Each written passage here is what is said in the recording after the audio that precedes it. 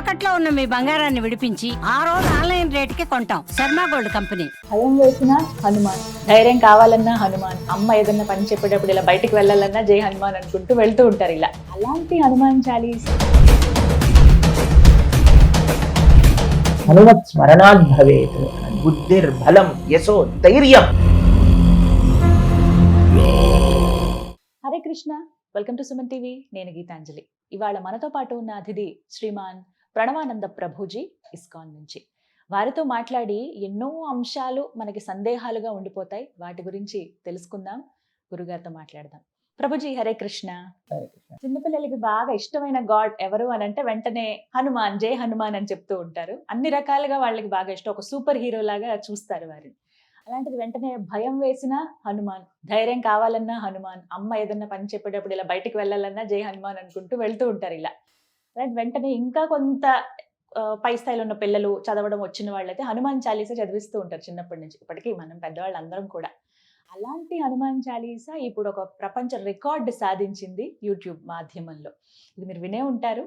అంటే ఏం చెప్తారు హనుమాన్ చాలీసాకు ఉన్న శక్తి ఎటువంటిది? హనుమంతుల వారి గురించి మాట్లాడుకుందాం. హనుమంతుడి యొక్క విశేషత మీరు అన్నారు, చిన్నపిల్లలు హనుమాన్ చాలా ఇష్టం. బాట్ మ్యాన్, సూపర్ మ్యాన్, ఏ మ్యాన్ పనికిరారు, హనుమానే పనికొస్తారు. అందరికంటే సూపర్ హీరో ఆయన. చూడండి, ఏ దేవతను ఉపాసన చేసే వాళ్ళైనా సరే హనుమంతుడి ఉపాసన మాత్రం తప్పకుండా చేస్తారు.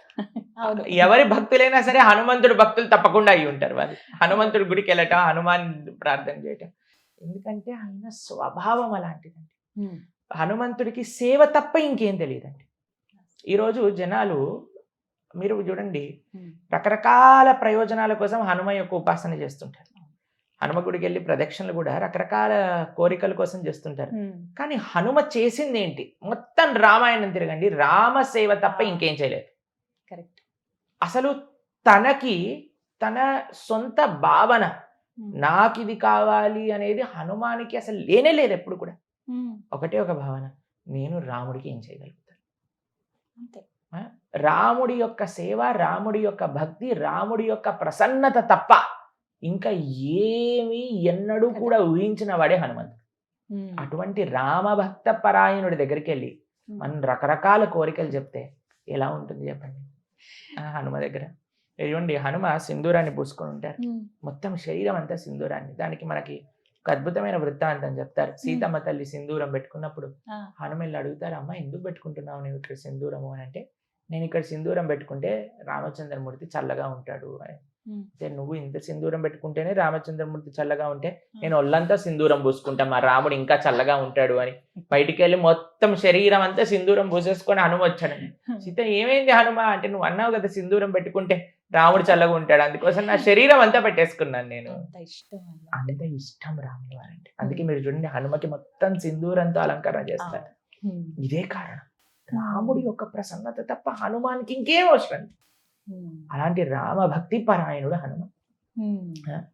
హనుమ యొక్క శక్తి అసలు ఎత్ర ఎత్ర యగునాథ కీర్తనం తత్ర తత్ర కృతమస్తకాంజలిం బాష్పవారి పరిపూర్ణలోచనం మారుతీం నమః రాక్షసాంతకం. నమః రాక్షసాంతకం మారుతి హనుమంతుడికి మనం నమ సుమాంజలు సమర్పణ చేస్తున్నాం. ఎటువంటి హనుమ అంటే, ఎత్ర ఎత్ర రఘునాథ కీర్తనం, ఎక్కడెక్కడైతే రాముడి గురించి పాడుతారో, ఎక్కడెక్కడ రామాయణం గురించి చెప్తారో, ఎక్కడెక్కడ రాముడి యొక్క సేవ చెప్తారు, తత్ర తత్ర కృతమస్తకాంజలి, చెయ్యిలా జోడించుకొని కూర్చొని బాష్పవారి పరిపూర్ణ లోచన, నేత్రాల్లో నుంచి నీళ్ళు అలా అలా కారిపోతూ కారిపోతూ కారిపోతూ ఉన్న స్వభావంతో రాముల వారి గురించి వింటూ ఉంటారట. ఇంత విశేషం చెప్పండి. ఏ యూట్యూబ్ వీడియో కూడా ఇంకా దాని దరదాపుల్లో కూడా చేరలేదు. అంటే దీని బట్ల మనకు అర్థమవుతుంది ఏంటి అంటే, ఎక్కడో ఒక చోట ఇంత ఎంటర్టైన్మెంట్ చూసేవాడు కూడా, యూట్యూబ్, ఇన్స్టాగ్రామ్ ఇవన్నీ కేవలం ఎంటర్టైన్మెంట్ కోసం వాడుకునేవాడికి కూడా ఎక్కడో ఒక రోజు హనుమ దగ్గరికి రావాల్సిన అవసరం వచ్చింది. కరెక్ట్. ఎంత భౌతికమైన ఆనందము మనం పొందుతున్నా ఒకరోజు విసుగు పడిపోతాం, ఒకరోజు చాలా అనిపిస్తుంది. కానీ ఆధ్యాత్మికంలో అది ఉండదు. అందుకే హనుమాన్ చాలీస పెరుగుతూ ఉంటుంది. ఇందాక చెప్తున్నారు కదా వీడియోలో, పెరుగుతూ ఉంటుంది. భగవంతుడి యొక్క భక్తియుత సేవా మార్గానికి ఫుల్ స్టాప్ ఉన్నదండి. మిగతా దేన్నైనా మీరు చూడండి, ఎంత ఎంజాయ్ చేసేవాడు భౌతికమైన ఎంజాయ్మెంట్. ఇప్పుడు న్యూ ఇయర్ వస్తుంది, ఇంగ్లీష్ న్యూ ఇయర్ చేస్తారు ఎంత చేస్తాడు, ప్రొద్దున పూట పడిపోతాడు వాడు. మళ్ళీ నెక్స్ట్ రోజు ప్రొద్దున పూట స్నానం చేసి బొట్టు పెట్టుకొని గుడికి వెళ్తాడు. నిన్న రాత్రి లాస్ట్ ఇంకా ఎంజాయ్మెంట్ భయంకరం, అసలు ఇంకెప్పుడు జీవితంలో చేయము అని అంటాడు. ఎందుకు ఆ ప్రార్థన చేయాల్సి వస్తుంది వాడికి, ఎందుకు ఆ రెజల్యూషన్ చేయాల్సి వస్తుంది? ఎందుకంటే వాడికి అసహాయం వేసింది కాబట్టి వాడు చేసిన పనికి. ఎక్కడో ఒక దగ్గర ఒక పాయింట్. కానీ మీరు ఎప్పుడైనా చెప్పండి, బా అసలు గుడికి వెళ్ళి అలసిపోయాను, అసలు గుడికి వెళ్ళకూడదు అని ఎవడైనా అనుకుంటాడే చెప్పండి? పూజ చేసి అలసిపోయాను, పూజ చేయకూడదు అని అనుకుంటాడండి ఎవడైనా? టీవీ చూసి బా ఏం టీవీరా అసలు అంత న్యూసెన్స్ అని ఆపేసిన రోజులు ఉంటాయి. కానీ భగవంతుడి సేవ చేస్తూ, భగవంతుడి దర్శనం చేసుకుంటూ, ధార్మికమైన పనులు చేస్తూ అసహాయపడిన వాడు ఎవరైనా ఉంటాడండి? ఇది నిజమైన ఆనందము. ఇక్కడ నిజమైన ఆనందం లేదు. కాబట్టి భారతీయత ఈ వీడియో ద్వారా, ఈ వీడియో అన్నిటికంటే మోస్ట్ వ్యూడ్ వ్యూవర్షిప్ ఉంటే సనాతన ధర్మము భారతీయత కేవలం భగవద్భక్తికే పనికొస్తుంది, దీనికి ఏం పనికిరాదు. కాబట్టి మనసులో మనం ఏం చేస్తున్నా సరే మన స్పిరిచువల్ ఐడెంటిటీని, మన దేశము యొక్క అస్తిత్వము, ఆధ్యాత్మికత, ఈ విషయాన్ని మర్చిపోకూడదు. అది చూపిస్తోంది ఈ వీడియో. కానీ అందరూ, మీరు కూడా చాలా సందర్భాల్లో వినే ఉంటారు కదా ప్రభుజీ, అంటే భయం వేసినప్పుడు ధైర్యం కోసం అనే చెబుతూ ఉంటారు. పిల్లలకి ఇప్పుడు నేర్పిస్తున్నారు, అది చాలా సంతోషం అనిపించింది. తప్పకుండా ఏ ప్రకారంగానైనా సరే అంత పరమ భాగవతోత్తములైన స్వామి హనుమను స్మరిస్తే వారికి మంచి జరుగుతుంది. స్వామి హనుమని స్మరణ చేయటం చోటే ఎన్నో మంచి లక్షణాలు మనకు వస్తాయి. నిర్భయత్వం అందులో ఒకటి. నిర్భయత్వం, వాక్పటుత్వంచ హనుమత్ స్మరణాత్ భవేత్ అని, బుద్ధిర్బలం యశో ధైర్యం, ఇవన్నీ వస్తాయి హనుమని స్మరించడం వల్ల. కానీ హనుమ యొక్క నిజమైన ఉపాసన ఎక్కడ ఉన్నది అంటే అది రామభక్తిని అడగటంలో ఉన్నది. ఆయనకి కూడా రాముడి యొక్క సేవలో మనము కూడా కొద్దిగా సహాయం చేయటంలో నిజమైన హనుమ ప్రేమ మనకి కలుగుతుంది అనమాట. కాబట్టి భక్తులు అనే వాళ్ళు కల్పవృక్షం లాంటి వాళ్ళండి. ఏవైనా అనుగ్రహించవచ్చు, మీరు ఏది కావాలంటే అది అనుగ్రహిస్తారు.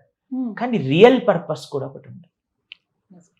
రియల్ పర్పస్ కూడా, ఇప్పుడు చూడండి, ఒక ఆయన మీ దగ్గరకు వచ్చారు, మీకేమైనా డబ్బులు కావాలా అని అడిగారు. అయ్యా మీరు అప్పుకి ఇస్తారా? లేదు, ఇప్పుడు తీసుకోండి, మీ పని అయిపోయాక నాకు ఎంత ఇచ్చానో అంత తిరిగి ఇచ్చేయండి అని. ఎంత ఇవ్వగలుగుతారు మీరు అని. 1 కోటి రూపాయలు ఇవ్వనా అన్నాడు. నిజంగా మనకి 1 కోటి రూపాయలు అవసరం ఉంది.